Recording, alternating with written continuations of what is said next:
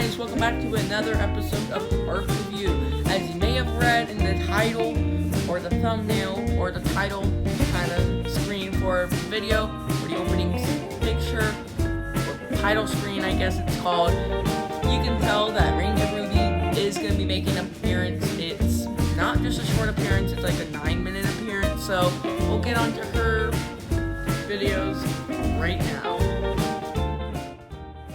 Hello Rangers, and I am super excited today to be on the Force 18 YouTube channel talking about one of my favorite national parks, which is Yellowstone National Park. So I recently got the opportunity to visit this park for the very first time, and it is one of not only my first national parks that I ever visited, but one of my first big national parks out west. So it was a super exciting experience. And to start off, I visited with my family in September, so the weather was perfect. I don't think you should go any other time. It wasn't cold, it wasn't hot, it was perfect. And honestly, I was surprised at how little crowds there were there. There was a little bit of traffic getting into the park on the first day, and there was a little bit of traffic around Old Faithful after that had erupted when we went there. But other than that, the park was very open. And there were enough people there so that you could get a feeling for the park and not be like completely alone, but you also weren't like overwhelmed by the amount of people and traffic there was, which was incredibly nice. When we first got into the park, the first thing that I noticed is, you know how on the park websites it says like, oh, there won't be any Wi-Fi there, so don't count on it? It was so funny because literally the minute you crossed into the border, internet just stopped. So definitely prepare for that. Thankfully, we knew that was going to happen, so we brought maps in, and it's actually really useful because there's no way to get to Google Maps. The only maps that you can use are the ones that the park gives you. So be sure to take those when you travel through the park. And although when we went on the trip, we did not complete the Junior Ranger booklet, I actually have the Yellowstone Junior Ranger booklet because I got it in a Flat Ranger letter, and I have completed this. So this is kind of what it looks like. I don't know if they've updated it because I probably got this one in 2016 or 2017, but this is basically what it would essentially look like. And as you can see, because this is in a Flat Ranger letter, I just thought I would show you this. Yellowstone National Park sent me back a letter and some pictures with my Flat Ranger. So these were super cool. I think they just like took my Flat Ranger and obviously edited it into some pictures, but it was still super cool that they sent me these. And it was even cooler now that I've actually been to this park entrance sign. So we first entered the park early in the morning. We spent 2 days there, and there were 3 things that I wanted to do inside the park. The first thing was, obviously, Old Faithful. You can't go to Yellowstone and not see Old Faithful. The second thing we wanted to do was something that my mom actually really wanted, which was to go see Grand Prismatic. And the third thing was to go see the Grand Canyon of Yellowstone, which, if you couldn't see it here, is this. This picture doesn't do it justice, but we'll get there in a minute. So the first thing we did was we drove through the park, stopped at a visitor center. Nothing was open because we visited it in September of 2020, which means COVID-19. Nice and fun, right? But we just went ahead and stopped by there. Then we went to Grand Prismatic, which is the big rainbow pools that you see. And because it was a little bit chillier there than it would be in the summertime, the minute like the hot water meets like the cold air, it's steam. So you can't see much of it. It is very steamy, and when we went there, it was very windy. But we did, when it like blew away, sometimes we could see the colors, which was super cool and honestly just breathtaking. Next, we went to go see Old Faithful, and the predictions were about 15 minutes off. Like we were waiting there was a bunch of people, about 15 minutes off. But when it happened, and it was a long time. And I knew that it would last like a minute or two, but a minute or two is a long time when there's water ejecting out of the ground. So that was very exciting. After we saw Old Faithful with my family, we went on the boardwalks around Old Faithful, and we saw a bunch of different geysers. It was actually super fun because we were in like this hilly area, and in the distance you could see another taller geyser going off at the same time. When you visit Yellowstone National Park, you can just be driving through the park and there'll just be steam and random places coming out of the ground. Also, it is incredibly smelly because many of the hot springs and geysers contain sulfur, which in case you didn't know, is the element that smells. It's rotten eggs, and you can't ignore it. It's there, the smell. But it was still super fun. We got to walk around the boardwalk. There are several rivers and lakes. We did not get to see the Yellowstone Lake, which is more on the eastern side of the park. We didn't go that way, but that is there, which has much more laking and fishing things that you can do there. After the first day in Yellowstone National Park, on the second day, we just went straight to, that was where we wanted to go, to the Grand Canyon of Yellowstone here. And along the way, we saw paint pots, which were incredible. There was a lot of iron in them, so they're very red, which is a stark contrast from the rest of the landscape. So I can see why they're called paint pots, because like there's one geyser that's just pure blue right next to like the red ground. It was really quite stunning, and the contrast was very beautiful. And it was just a little bit of a hike, maybe half a mile to get to there, which was super fun. And then we also saw Gibbon Falls, which is not like a big sight to see there, but I was really struck by it. It was incredible, and it was really a rather cool experience. The waterfall's about 80 feet tall, giant river down to the valley, and it is actually a smaller waterfall that comes off of the Yellowstone Falls, or the lower falls. Then next up is my favorite part of the entire trip. We saw 10 national parks, and this was my favorite spot. We saw the Grand Canyon of Yellowstone. I'm gonna show you this picture again because this picture doesn't do it justice. So we went up to a spot that was about like right here, right next to the Yellowstone Falls, and you couldn't quite see it. It was just around the corner, but boy, could you hear it, and you could see how far down it was, and you're like, wow. Then we took a little walk, and when I say little, it wasn't even like point a mile, it was really short. And we went to this lookout spot, which is where I believe this would have been taken. We saw this exact view, and the day was perfect like this. It was cloudy, but it was still sunny, and the falls in the canyon is so deep and beautiful and incredible. It is the most beautiful thing that I've ever seen, and it took my breath away. So Grand Canyon of Yellowstone was one of my favorite parts, and it's right next to the Canyon Lodge Visitor Center, which is where we went next. And then after the Canyon Lodge Visitor Center, we went, I talked to a park ranger who was there, and I told him that we were going to the Roosevelt Arch, the Roosevelt entrance, which is where we were going to be exiting the park. And he said, well, you're right along the way, so why don't you go see Mammoth Springs, which is another big site in Yellowstone National Park. And this is why you always talk to the park rangers, because they know their stuff. It was an hour drive from the Grand Canyon of Yellowstone along the way to Mammoth Springs. It probably would have been shorter if we weren't stopping all the time to get out and look at stuff like animals. I haven't even talked about animal encounters. And we saw the Mammoth Springs, which were just driving through the park. It is such a big park, you can like see the landscape changing. And it was so weird. It's not like anything on this planet. There were just like these white mounds of acid, dried acid, and then like sulfur pools, and it smelled horrid. I cannot describe the smell enough to you, but it was like such a stark contrast to the rest of like the beautiful surrounding scenery. It was like an alien planet. And then after Mammoth Springs, sadly, we went to Roosevelt entrance, which was incredible. Roosevelt, Teddy, did the groundbreaking ceremony there, and it was really big. Yeah, it was just a giant arch, which is super fun, and we left on the Montana side of Yellowstone. Yellowstone National Park was one of my favorite national parks. I'd probably say is my favorite national park. There's so much there, and I just gave you the shortest version that I possibly could of it. There's so much more that I have to tell you, but I'm gonna let Force 18 get back to his park review on this place. It's super cool, 10 out of 10, would recommend. Thanks, Ranger Ruby, for being able to come and share your experience with Yellowstone National Park. It was really cool. And if you haven't already, she has a vlog of her trip to Yellowstone, which I will put in my card up here somewhere, or up here, I guess where it would be. But if you haven't already, check out her channel. It's really cool.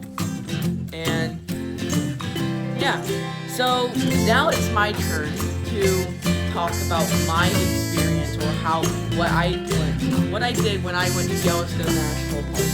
And unlike Ranger Ruby, when she went during September, I went during early June, basically the tourist season.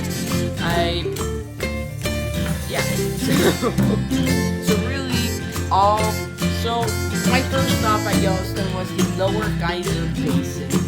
And usually what you can find, or what I found the most prominent there at the Lower Geyser Basin is the Fountain Paint Pots. Those are the most popular thing there. A lot of people just go to that destination just for the paint pots. It's a Celestine pool, like a nice cool geothermal pool, which is very beautiful and it is a very lovely shade of blue. The red sprouter, it's pretty much a fumarole, which shoots like steam out of a hole. That's pretty much what a fumarole is. And also the Lips of Geyser, which we got there just in time to see the geyser erupt, which was really cool and was my very first geyser. It's like first time seeing one there. And our next stop was the Upper Geyser Basin, also known as Old Faithful.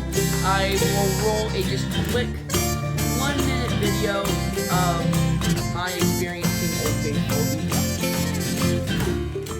Take that.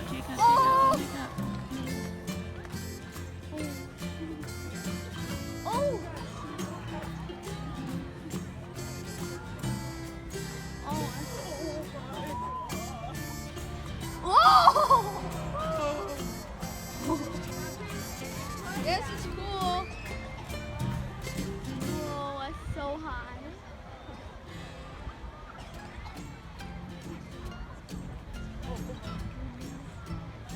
It's hot water. Hey, Blake! Make it stop!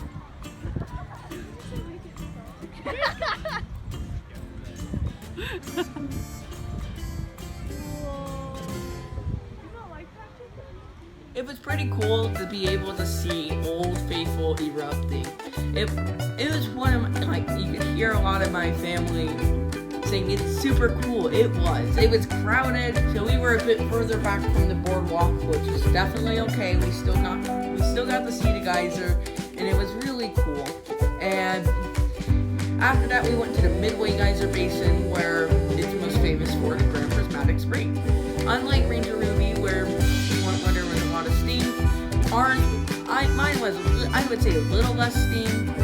I would say maybe,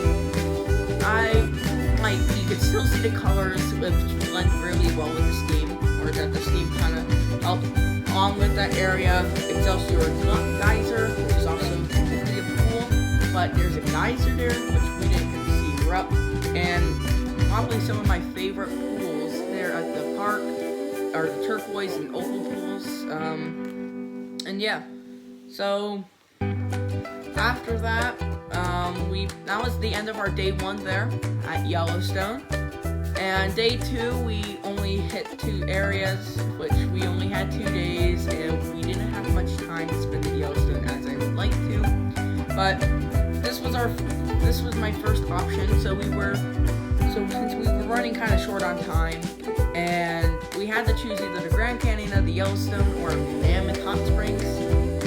My family chose the Grand Canyon of the Yellowstone because it's a very unique spot of the park.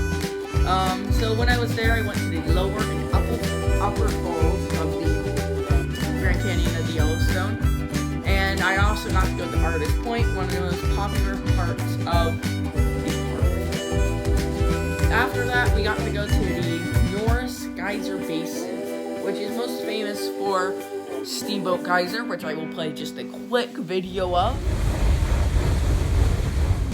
Which I think the Steamboat Geyser is the tallest geyser in the world, and we got there as soon as it erupted. So it was really cool witnessing the tallest geyser erupting, which I think was pretty cool.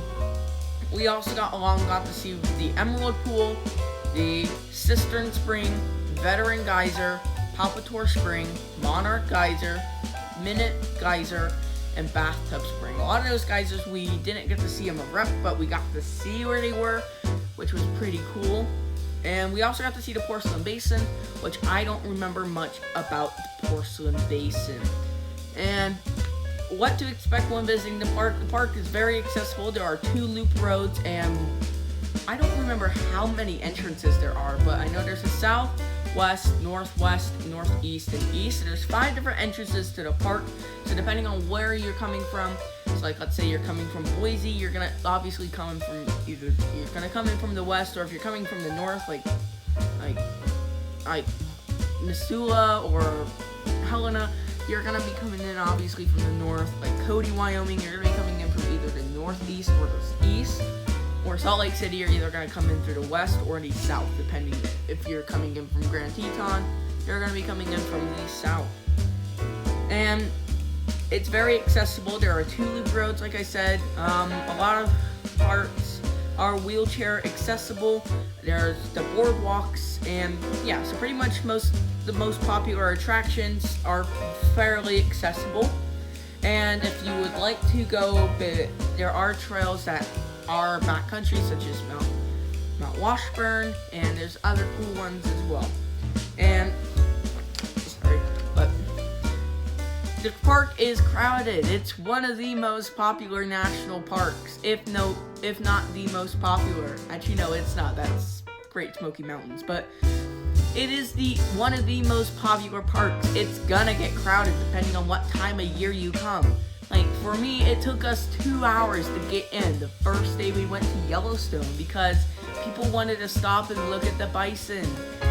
And just a side note, don't go anywhere near the bison, because I know the National Park Service has you stay a certain amount of distance away from the bison. That's what it's there for, because they will feel threatened and they will charge at you. Don't be dumb with the bison.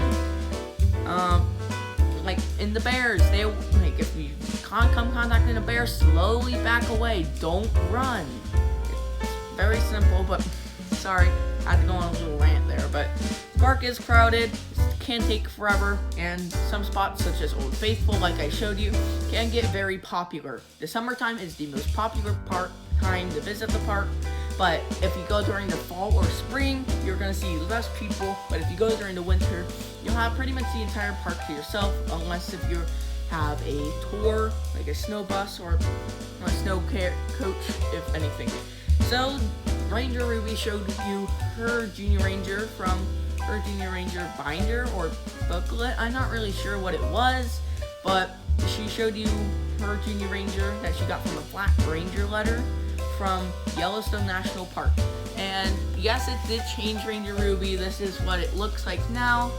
At least from when I went, this is what their Junior Ranger looks like now. It does cost $3, so just make sure that, because it is more of a popular park, it's gonna cost, if there's a fee to get this. So if you're an avid Junior Ranger collector, this is gonna cost you $3. It's one of the only ones that you have to pay a fee for. I know Great Smoky Mountains offers a fee. You have to pay a fee for theirs. Those are usually the 2 ones that you have to pay a fee for.